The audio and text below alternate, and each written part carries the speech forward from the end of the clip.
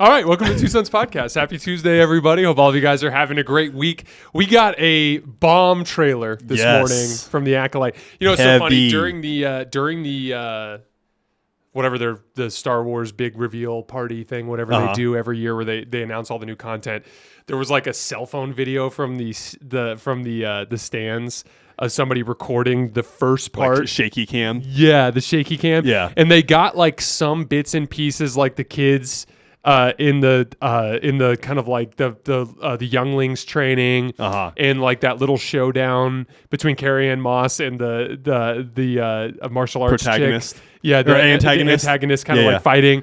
And then it just cuts off. And like what was so funny is like I searched forever and I was trying so hard to find like another like recording and could never find one. So I never got to see. There's a team at Disney of 20 people that their lives are just devoted towards not letting that leak again. I know. But like I get why though, because like the end of that trailer was so incredible. Cool. We get the reveal of a red lightsaber.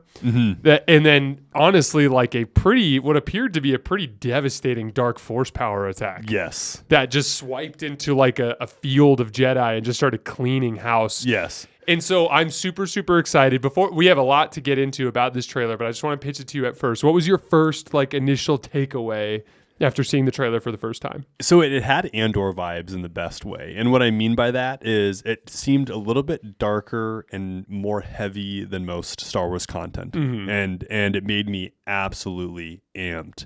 There wasn't a particular scene that did it, but there was multiple times when I had like a little bit of chills as I was watching it, which was super cool to experience as like, you and I are Star Wars nerds, right? Like we cover a lot of stuff on this show. We're doing Shogun right now. We're even doing like a very lax take on Mr. and Mrs. Smith. We're on like episode like 4 or 5, right?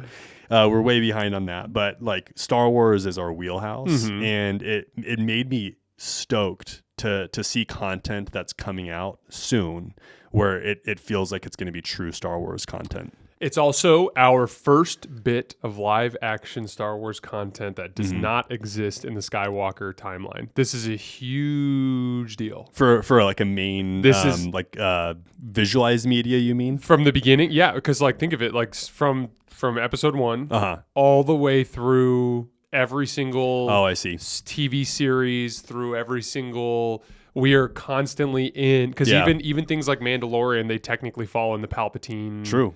Luke Skywalker. Well, Luke Skywalker timeline. shows up. Yeah, Luke Skywalker doesn't pass away until the end of episode 8. You know, and so literally like every single bit of live action Star Wars content we've received has fit into that timeline. Even Ahsoka comes before the Rey Skywalker.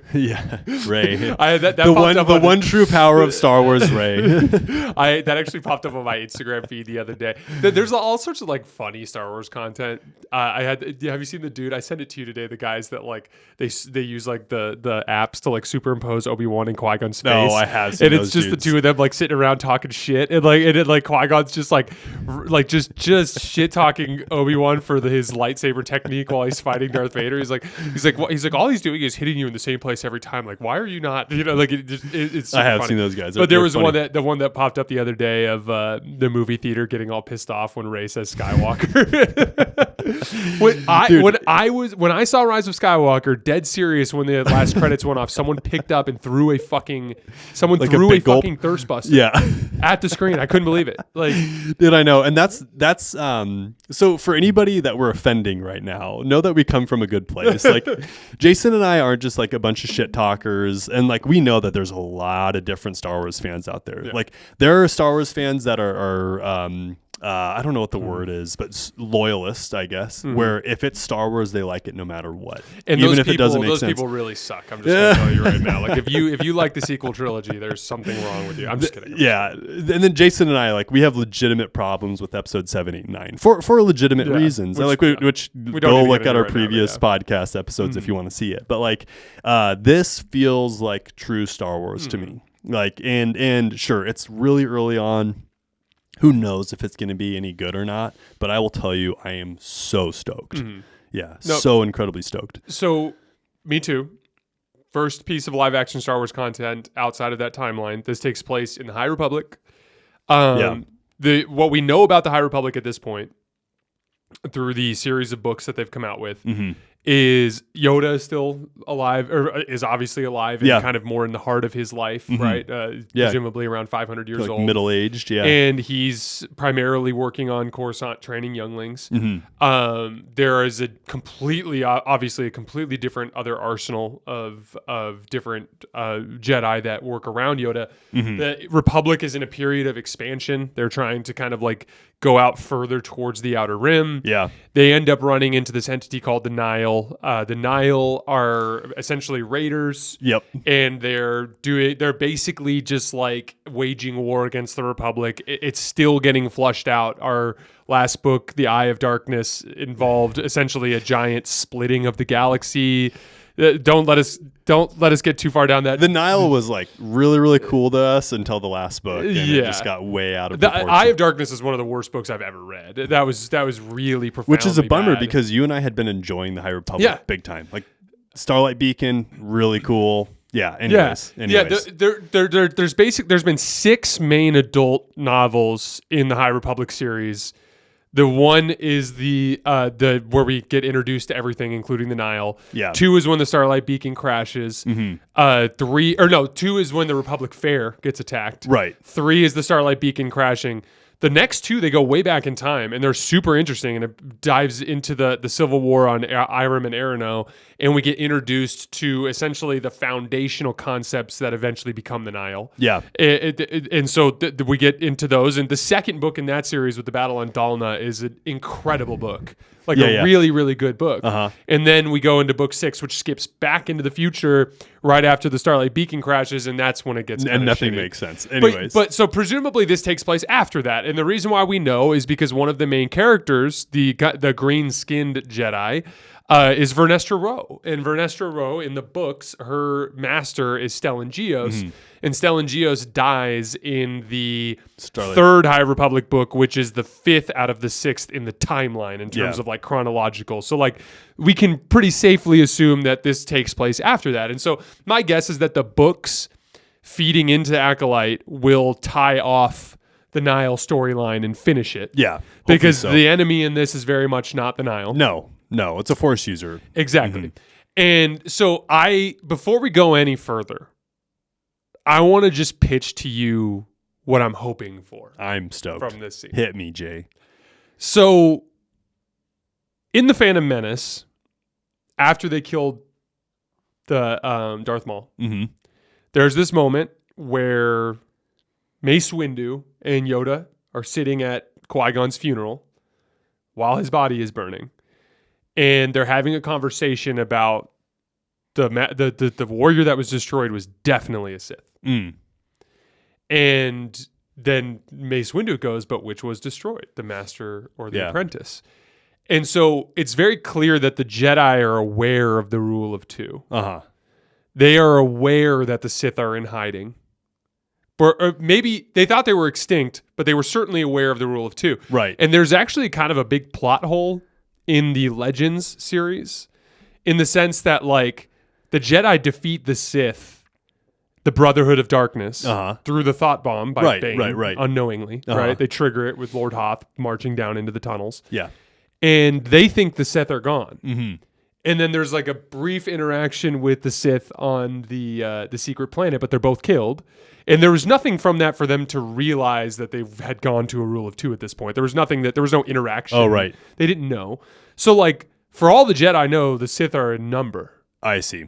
And so somewhere along the line, the Jedi in Phantom Menace, Mace Windu is aware of the rule of 2. Which why would they know about it? Which they never would have known. And so there honestly was a little bit of a plot hole there. Now the way that they try to address this is in Plagueis. They talk about Tenebrous and Plagueis like tearing it was Tenebrous and his master. They tear some sort of rend in the Force that the Jedi perceive. Correct. But even then the Jedi still thought the Sith were extinct. So like that, some of that is not been flushed out. Yeah, that's a really good point. And in general, we have a good understanding of Jedi history just through a bunch of different things. And they're going to dive into that with that movie that's coming out that's based 25,000 years ago, which is basically the birth of the Jedi or whatever. That's so cool. So we're going to get some history of the Jedi. I want to get some history of the Sith. For sure. And so what I'm hoping for, because this character, I thought this was really interesting. Amanda Stenberg, she's playing May. A former Padawan who is now a dangerous warrior, according to the casting. And so what we can assume is in that opening scene of the trailer, the little girl who's like, I see fire. Yeah. It's like, oh, little girl. Go. That's a problem. Yeah. Hey, stay after class and we'll talk. Yikes. So, this is my take on this and what I'm hoping for. I have a feeling, because they have the lady that had the painting on her face. Mm-hmm. She is this Mother Anastasia, who's the leader of a coven of witches. And I'm hoping that that's not the dark side rising or just a dark Jedi. Yeah. You hope it's more intense than just a single dark Jedi, right? Exactly. Yeah. And this is where, because that's just not that interesting. No, all that is a Jedi who's dabbling a little bit in some stuff. You know what I mean? Like we all dabble. Come on, that's not that. Yeah. So that final scene, we see they're like, "What is that?" And then we see like the lightsaber flying through the trees, and then all the Jedi ignite their lightsabers, and that's then not just a dark Jedi. Yeah. We see this vicious Force wave power. Come flying through and just mess a bunch of them up. Like a significant chunk of the Jedi get like depleted by this power. And so what I'm hoping is that in theory, the Jedi or the Sith at this point are in hiding, and there's a master and an apprentice. Yes. But as we know from Bane, like the apprentice has a phase where they're looking for an apprentice. Yes. Before they because that was kind of the pathway is like Xana found her potential apprentice. It was Set Hearth. Yeah, Set Hearth. And then she challenges Bane, right? And like even when Bane and Xana fight, Darth Cognus is just waiting, just watching. That was ready to take over. All-time Star Wars scene. Right there. That was one that we have to see in live action at some point. But what I think would be really cool is the idea of this Jedi falling from grace essentially as a Padawan. And venturing off, and she's doing all this dark side shit.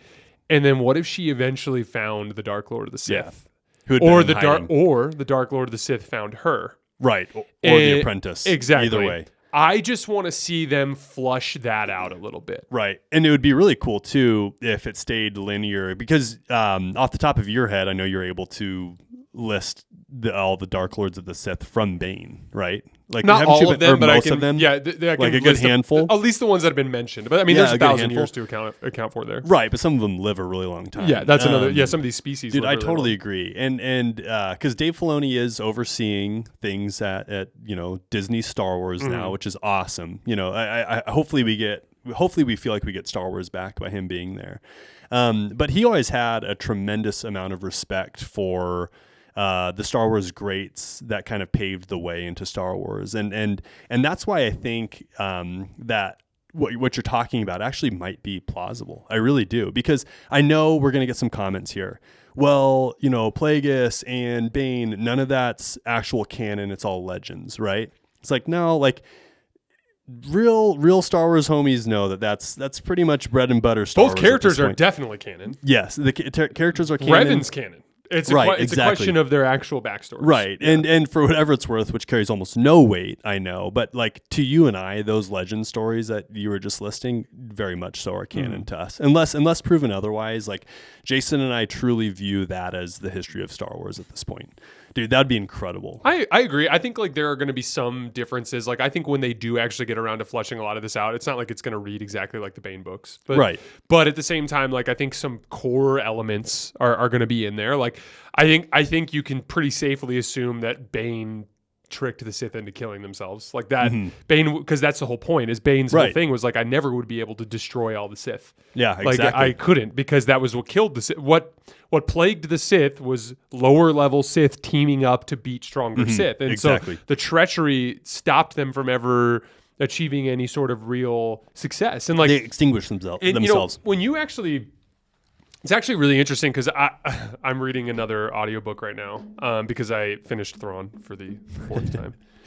And I haven't been in a place just because of how busy I've been with work and with all the shows. I have a feeling before you and I get back to the books, it's going to be a minute. I've actually been slowly going through. You have? Yeah. Okay. But anyways. And I need to get back started to it. And honestly, we will. Like, we're reading Labyrinth of Evil right now, which is a really cool book that I'm excited to dive into.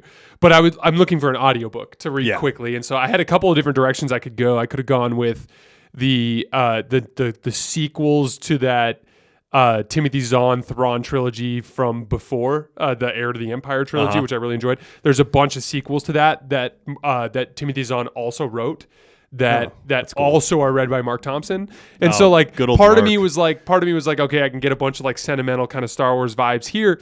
Or I saw Revan narrated by Mark Thompson. And it's a book I read it like 10 years ago. Oh, we should definitely get into that. I don't remember anything that happens in it. And I'll send you a link to the I want to get into that. So, dude, when I'm pulling weeds in the front yard, an audiobook. I can get down for some Star Wars audiobook. It's so much easier to follow along. And like honestly, before you read it, I need to just give you like a quick rundown of what happened in Revans. So the actual because Revans Story is in a game. It's in it's in Knights of the Old Republic. Right. But then the book takes place immediately after that. And there's this really cool thing. So like the Revans Story in Knights of the Old Republic centers around essentially there is a guy named Mandalore the Ultimate who dons the mask and declares himself Mandalore the Ultimate and invigorates all the Mandalorians to invade the Republic.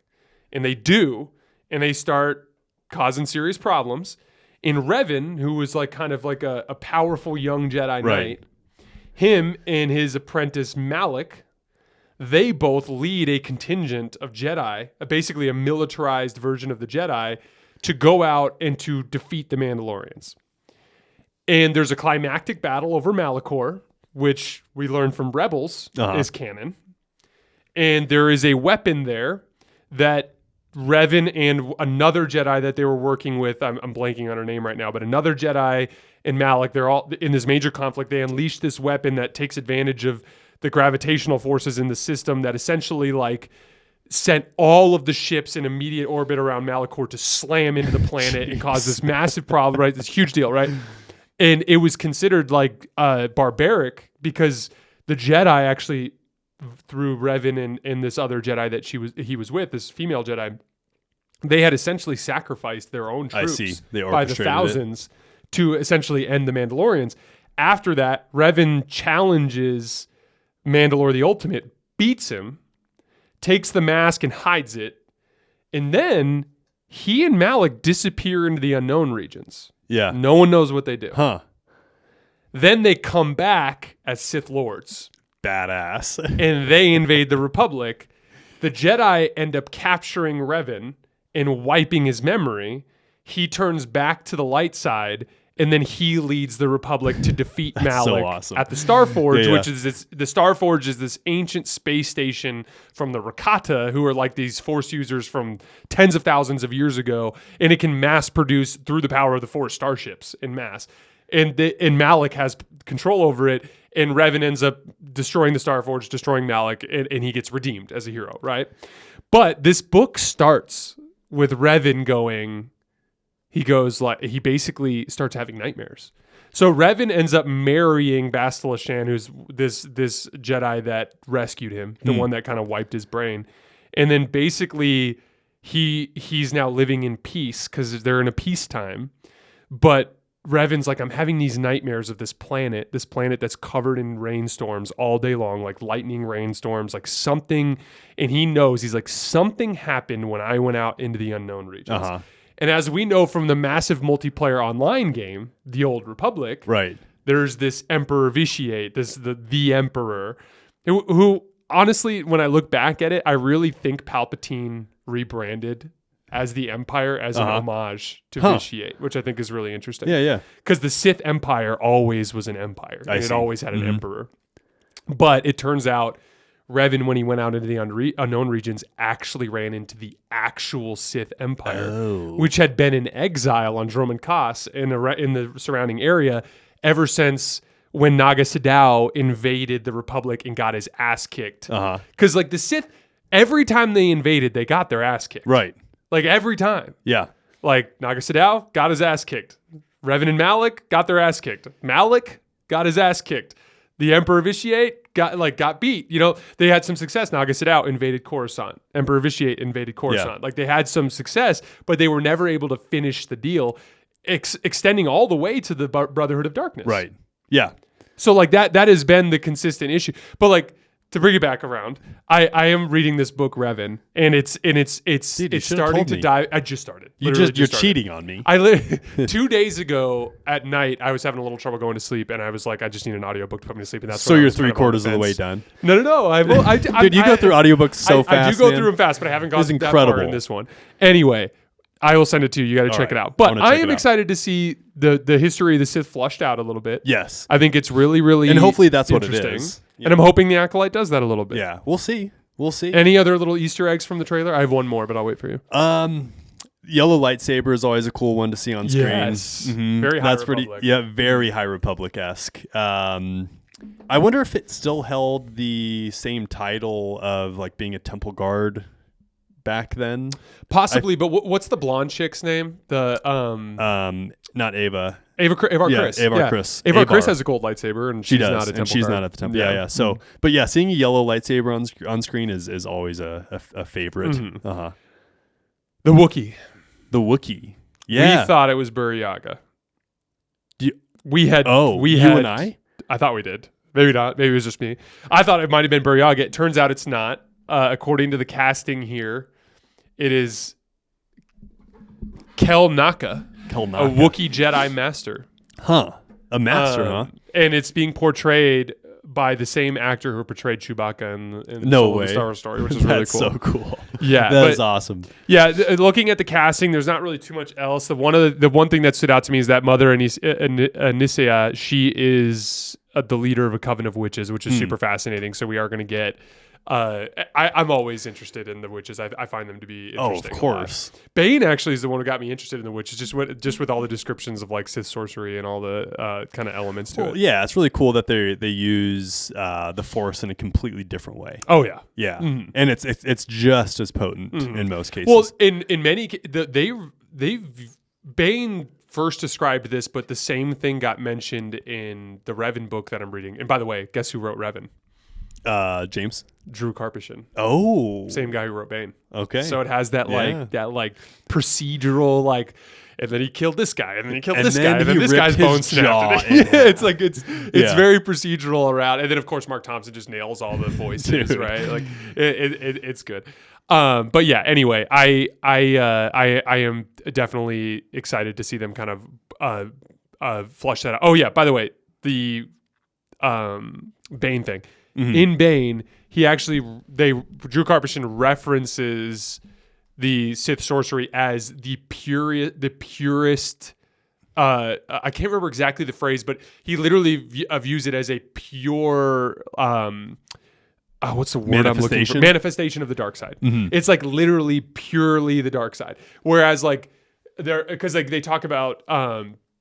One of the main characters in the book is this guy named Darth Scourge, or Lord Scourge, who's like a lower level Sith Lord who's kind of on his way up in the Sith Empire. And he actually talks about how like one of the masters he's serving, she is a sorcerer, and he's explaining that, but then he's like, my talents lie in like the more physical exertions of they kind of I've always found that concept to be super interesting. Right. That's like the different manifestations of the Bane dynamic too. Yeah, exactly. Exactly the same kind of dynamic. You have any other notes on this? No, I'm just stoked. That's all. Yeah, it was a really neat trailer, dude. It didn't. I know the second right around the corner, man. We have a stoked or a stacked. We do. It's almost two stacked. Yeah, are you gonna be okay? Yeah. we're gonna have to get Carly in on childcare. We're gonna have to do whatever we can do. We're gonna have to get it because, dude, we got so many shows coming out. Yeah. All right, guys, that is all we have for today. As always, I sincerely appreciate you guys for supporting the show. We will see you next week. Thanks a lot.